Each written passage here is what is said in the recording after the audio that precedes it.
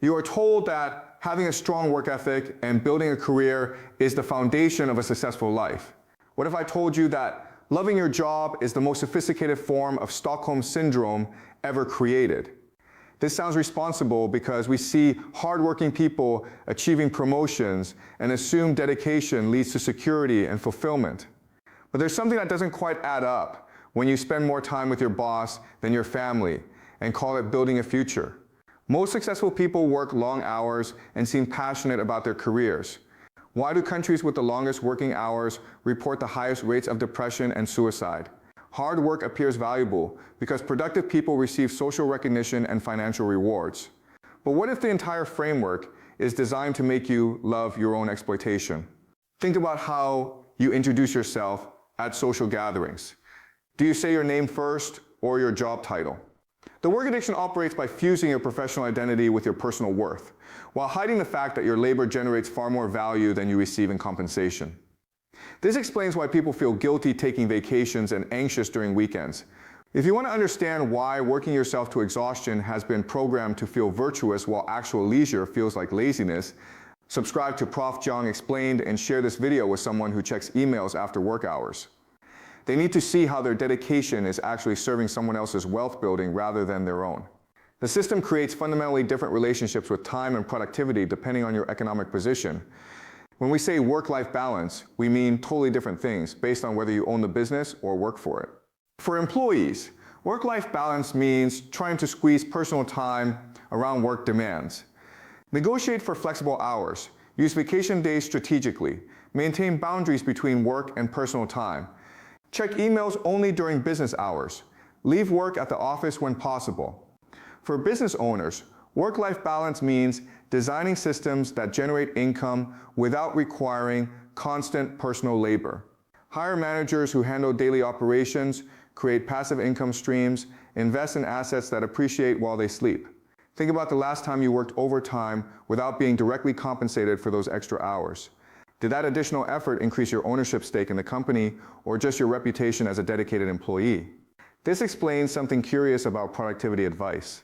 Employees are taught time management and efficiency techniques, while business owners are taught wealth management and passive income strategies. The difference isn't just about career advancement. It creates fundamentally different relationships with effort and reward. Employees learn that working harder leads to more work responsibilities. Business owners learn that working smarter leads to more automated income. But here's where it gets interesting. The work addiction doesn't just affect your career choices.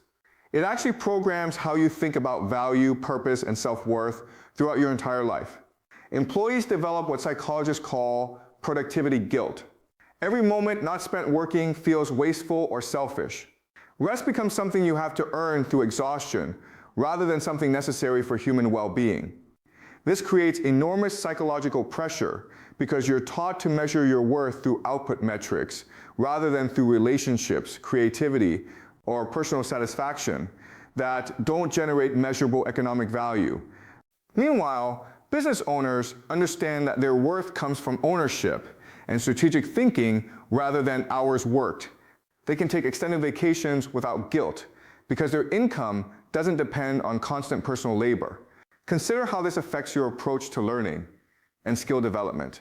Employees are encouraged to develop skills that make them more valuable to employers rather than skills that might help them become independent of employers. This keeps workers focused on becoming better employees rather than developing the entrepreneurial thinking or investment knowledge that might reduce their dependence on employment altogether. The work addiction becomes even more sophisticated when we examine how it handles career planning and professional goals.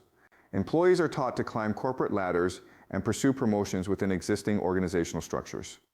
But these advancement paths typically lead to management positions that require longer hours and greater responsibility without proportional increases in ownership or actual financial security. The career ladder creates the illusion of progress while maintaining the fundamental relationship where your time and effort generate profits primarily for people who own the business rather than people who operate it. Do you find yourself planning your life around work schedules rather than planning your work around your life priorities? The work addiction also exploits what economists call temporal alienation. Employees are taught to defer gratification by working hard. Now, for retirement benefits later, often 30 or 40 years in the future. This deferred reward system keeps workers focused on long-term promises rather than demanding fair compensation for current value creation. And it assumes that working for decades will eventually lead to financial independence. But business owners typically focus on generating immediate returns from their investments and building assets that provide current income, rather than depending on promises about distant future benefits. The work addiction also creates what we might call identity completion through career achievement. Employees are taught that their professional success determines their social value and personal identity. This professional identity becomes so central that losing your job feels like losing yourself. And career setbacks feel like personal failures rather than natural fluctuations in economic conditions beyond individual control. Meanwhile, business owners typically maintain multiple income sources and understand that their identity comes from ownership and decision-making rather than from any single professional role or relationship. The work addiction perpetuates itself through what we might call productivity mythology. Employees are shown examples of individuals who supposedly achieve success through hard work and dedication to their employers. But these success stories typically omit crucial details about networking, timing, economic conditions, and opportunities that made individual advancement possible within specific organizational contexts. They also ignore the reality that most people who work extremely hard remain in similar positions throughout their careers, because individual effort doesn't translate into ownership or control over business assets. Consider how differently your relationship with work might develop if you understood that effort and ownership are completely different concepts that operate by different rules. The work addiction also exploits what psychologists call learned helplessness about alternative income sources.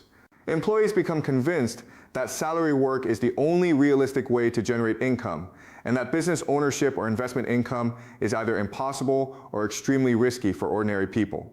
This learned helplessness prevents workers from developing the financial literacy or entrepreneurial skills that might reduce their dependence on employment relationships that don't serve their long-term interests. The system maintains itself because employment provides immediate psychological rewards of social recognition and routine structure, even when it doesn't provide long-term financial security or personal autonomy. Meanwhile, business ownership requires delayed gratification and tolerance for uncertainty, which feels less secure than regular paychecks, even when business ownership typically generates more wealth over time. The work addiction also creates what economists call opportunity cost blindness. Employees focus on advancing within their current employment situation rather than calculating what else they could be doing with their time and energy. The years spent climbing corporate ladders could potentially be invested in building businesses, developing investment portfolios, or acquiring assets that generate passive income, rather than depending on continued employment. But employees rarely calculate these opportunity costs because they're programmed to see employment advancement as the primary path to financial security, rather than one option among many possible strategies. The work addiction also handles collective bargaining and workplace organizing in revealing ways. When employees do attempt to organize for better conditions, they typically focus on wage increases and benefit improvements, rather than demanding ownership stakes or profit-sharing arrangements. This keeps workplace disputes focused on dividing limited employment benefits, rather than challenging the fundamental relationship where workers generate value, but owners capture profits. Business owners understand that maintaining this distinction between labor compensation and ownership returns is essential to preserving their advantages over the people who actually operate their businesses. But there's something even more sophisticated happening here. The work addiction doesn't just prevent employees from building wealth through ownership. It actually programs them to admire and defend the system that keeps them dependent on employment. Employees often express pride in their work ethic and dedication, while criticizing people who achieve wealth through investment or business ownership as somehow less deserving than people who achieve income through labor. This moral framework makes employment feel virtuous and ownership feel exploitative. Even when the evidence clearly shows that ownership generates more wealth with less personal sacrifice than employment. The work addiction also exploits temporal thinking patterns that favor immediate routine over long-term wealth building. Employees become comfortable with predictable schedules and steady paychecks, even when these arrangements prevent accumulation of assets that might provide future independence. This comfort with routine makes the uncertainty of business ownership or investment feel unnecessarily risky, even when the long-term financial outcomes of ownership are typically much better than employment. The work addiction works because it tells employees what they want to hear, that their individual effort and dedication will be recognized and rewarded within systems designed to serve their interests.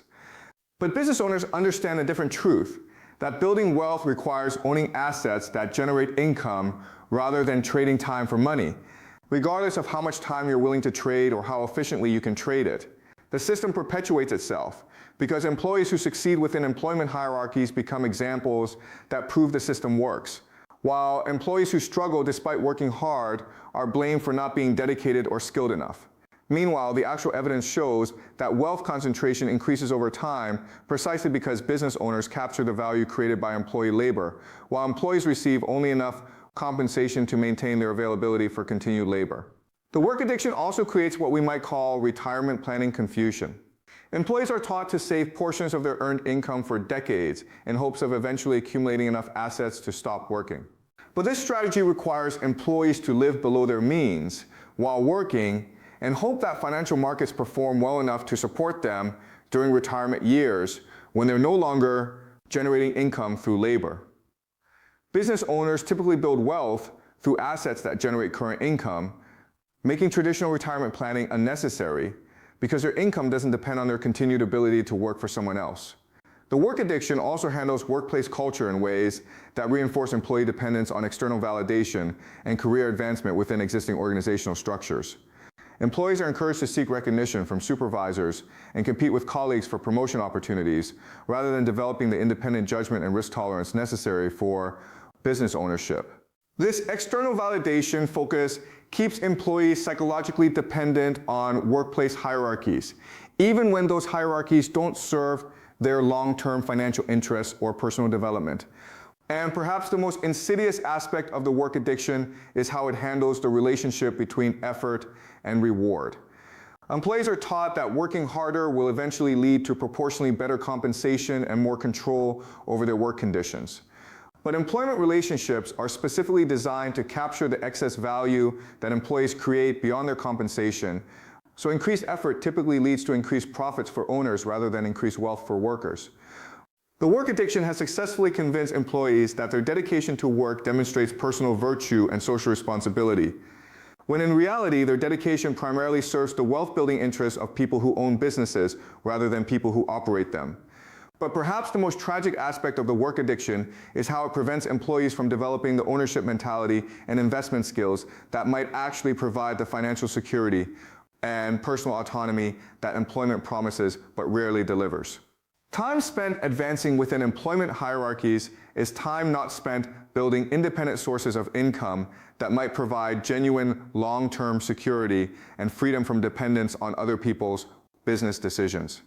The work addiction has successfully converted employees' natural desire for security and purpose into a mechanism that generates wealth for business owners while keeping workers dependent on continued employment, regardless of how hard they work or how much value they create.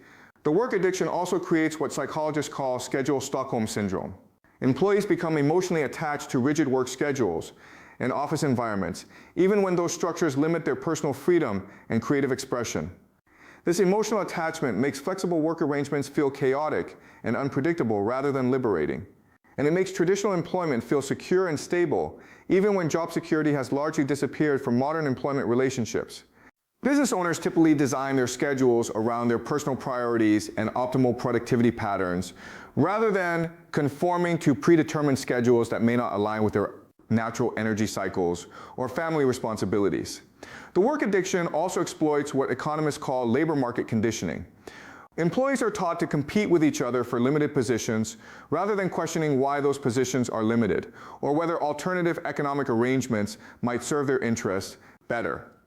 This labor market focus keeps workers oriented toward becoming more attractive to employers rather than developing the skills and resources necessary to become independent of employment relationships altogether. The system maintains itself through what we might call career advancement theater. Employees are constantly working toward promotions and raises that provide incremental improvements in compensation while maintaining the fundamental relationship of labor dependence.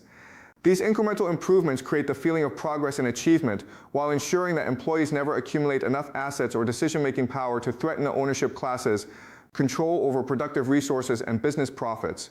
The work addiction also handles workplace stress and burnout in manipulative ways. When employees experience exhaustion or mental health problems from overwork, they're encouraged to seek individual solutions like better time management or stress reduction techniques. This individualization of workplace stress prevents employees from recognizing that overwork and burnout are systemic features of employment relationships designed to extract maximum value from worker time and energy rather than problems that can be solved through personal adjustment. Business owners typically address stress by delegating responsibilities, hiring additional staff, or restructuring their businesses to reduce their personal workload rather than accepting stress as an inevitable aspect of generating income. The work addiction also creates what we might call productivity measurement obsession. Employees become fixated on metrics like hours worked, tasks completed, and efficiency improvements rather than questioning whether their productive efforts are generating proportional benefits for themselves. This productivity focus makes employees feel accomplished when they work efficiently, even when their efficiency primarily benefits their employers rather than improving their own financial position or personal autonomy over time.